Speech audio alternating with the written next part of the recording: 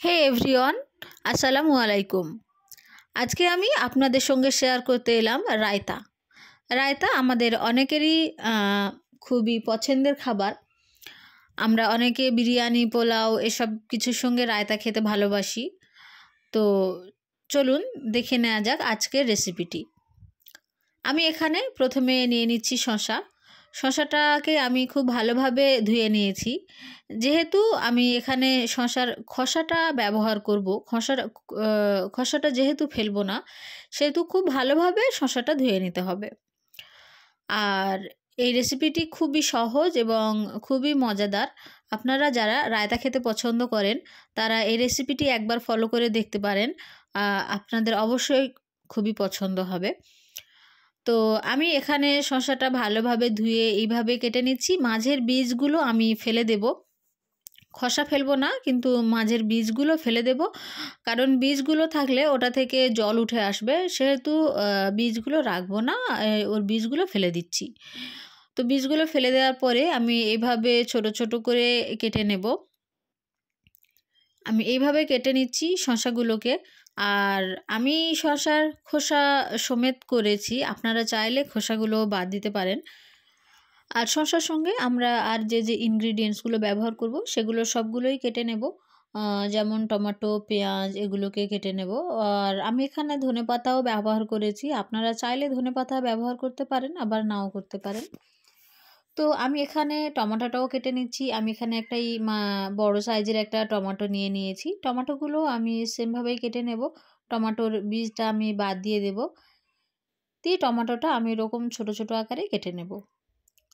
তো রায়তা আমরা যে শুধু বিরিয়ানি, পোলাও এসব কিছু দিয়ে খেতে পছন্দ করি শুধু তেমনটা নয়, অনেকে আমরা শুধু রায়তাটা অনেকে ডায়েট চাট হিসেবেও ব্যবহার করা হয়।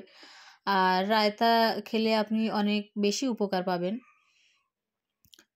তো তারপরে আমি এখানে নিয়ে নিচ্ছি টক দই। আমি এখানে 300 গ্রাম টক দই নিয়ে নিয়েছি এবং সাথে দিয়ে দিলাম 1 টেবিল চামচ চিনি। আপনারা অবশ্যই মিষ্টিটা আপনাদের নিজেদের স্বাদ মতো দেবেন। তো আমি এখানে দইয়ের সঙ্গে দিয়ে দিচ্ছি চিনি, দিয়ে খুব ভালোভাবে ফেটিয়ে নিচ্ছি।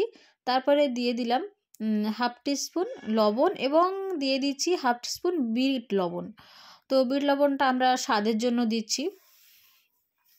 লবণ, বিট লবণ, চিনি এগুলো সব কিছু দইয়ের সঙ্গে দিয়ে আমরা খুব ভালোভাবে ফাটিয়ে নেব, যাতে খুব সুন্দরভাবে ওটার সঙ্গে মিশে যায়, যেন আমাদের বোঝা না যায় ওগুলো।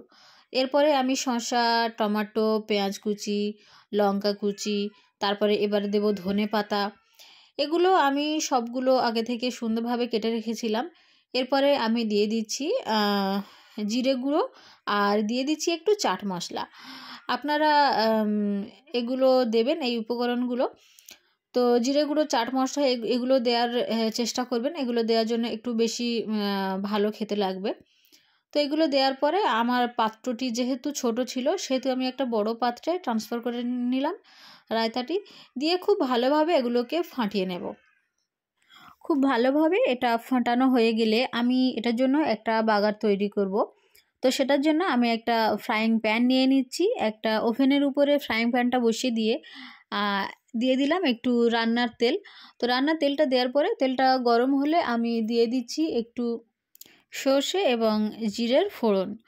তো খুব অল্প পরিমাণে সরিষা এবং জিরে আমি এখানে দিয়েছি, যেহেতু আমার রায়তার পরিমাণটাও অনেকটা কম। দিয়ে আমি প্রায় 30 সেকেন্ডের মতো, 1 মিনিটের বেশি নয়, আমি এটা গরম তেলের উপরে নেড়ে নিয়েছি এবং তারপরে এটা আমি রায়তার উপরেই ঢেলে দিয়েছি। এই ফোড়নটা দেওয়ার জন্য রায়তাটা খেতে অনেক বেশি টেস্টি লাগবে, অনেক অনেক গুণ স্বাদে বেড়ে যাবে। আর এই ছিল আমার আজকের রেসিপি। আপনারা অবশ্যই কমেন্ট করে জানাবেন রেসিপিটি কেমন লাগলো, আর আপনারা অবশ্যই বাড়িতে ট্রাই করবেন রেসিপিটি।